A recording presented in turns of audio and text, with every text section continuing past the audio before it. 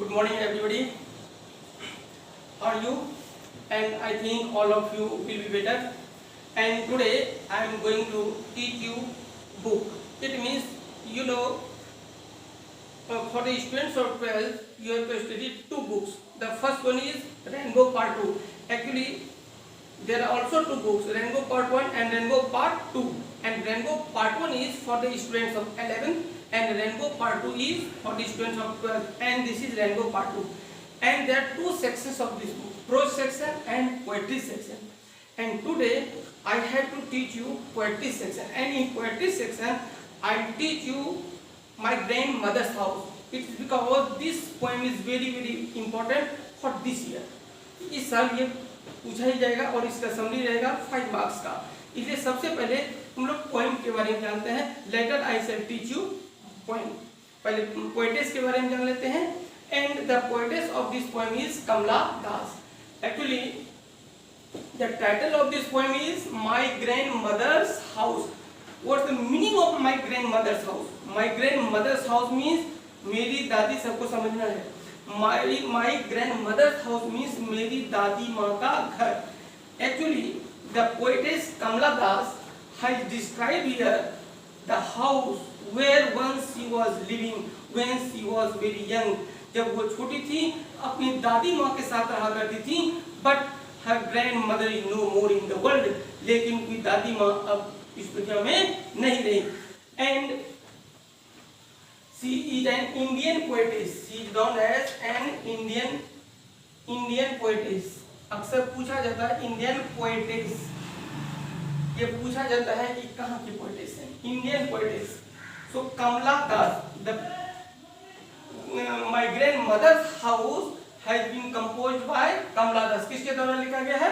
कमला दास के द्वारा। And she was born in 1934. जन्म कब हुआ था? 1934 and passed away in 2009 और 2009 में गुजर गई, उनकी मृत्यु हो गई। And she also known as a short story writer.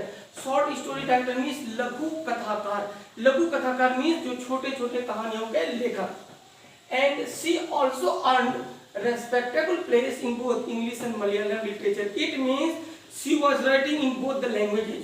वो दोनों लैंग्वेज में लिखा करती थी, मलयालम में और इंग्लिश में। And her autobiography, what is autobiography?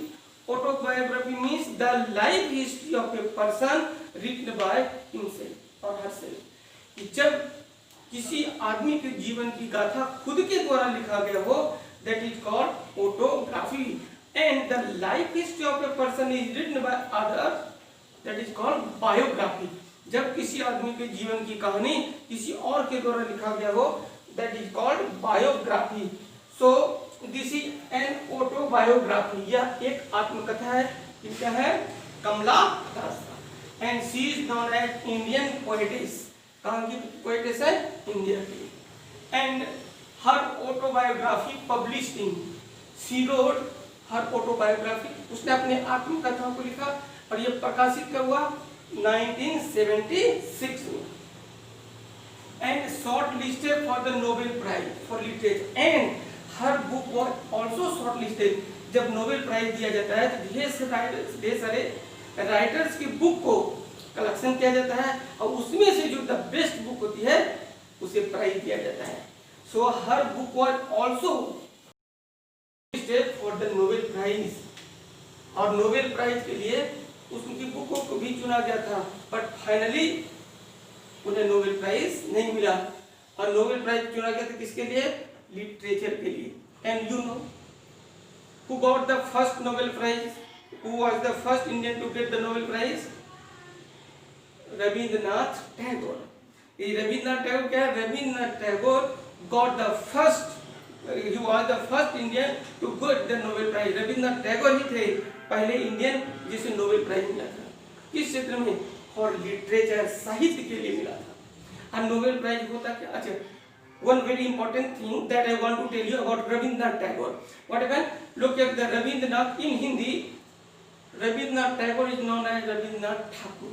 बहुत लोग, तुम लोगों ने पढ़ा होगा कि रविंद्रनाथ टैगोर, हिंदी में लिखा हुआ रविंद्रनाथ ठाकुर। क्यों? It's because the English could not pronounce it properly. अंग्रेजों ने ठाकुर का सही से उच्चारण नहीं कर सका, इसलिए अंग्रेजों ने ठाकुर को कहा Tagore. So this became Rabindranath Tagore. Understand? And next one, the next one is her volume of verse in English. It means एक चीज और जो देखना है, नोबेल प्राइज. ये नोबेल प्राइज क्या होता है? Actually, Nobel Prize is a prize which is given on the death of Alfred Nobel. Alfred Nobel के पुण्यतिथि पर दिया जाता है. Who was Alfred Nobel? तुम लोगों को मालूम होगा अल्फ्रेड नोबेल कौन थे? He was a scientist. Alfred Nobel कौन था? Scientist. And he invented the dynamite. किसका आविष्कार किया था? डायनामाइट का. And he belonged to Sweden. Sweden के थे. उनके पास ढेर सारी चीजों का आविष्कार किया. उनके पास ढेर सारा प्रॉपर्टी था. इसलिए मरने के पहले एक ट्रस्ट को दान कर दिया बहुत, और कहा इससे जो इंटरेस्ट आएगा उस इंटरेस्ट के लिटरेचर के क्षेत्र में, साइंस के क्षेत्र में, इकोनॉमिक के क्षेत्र में जो लोग अच्छा काम करें दुनिया में, उन्हें ये प्राइज दिया जाएगा. सो अल्फ्रेड नोबेल के पुण्यतिथि पर ये दिया जाता है. ये क्या है? Nobel prize. And her volume of verse in English. You know Kamala Das wrote in both the languages. Kamala Das दोनों लैंग्वेज में लिखा, इंग्लिश एंड मलयालम. तो हम लोग पढ़ते हैं इंग्लिश में क्या क्या लिखा. So her volume of verse in English, summer in Kolkata. These are the names of books. Summer in Kolkata, Silence, The Descendants, The Old Playhouse and Other Poems, The Ornamental Poems. और इसके साथ ही साथ और भी कुछ पोएम्स है जो उनके द्वारा, और कुछ बुक्स है जो उनके द्वारा लिखा गया है. And the next one is Only Saint knows how to. Only Saint knows how to sing.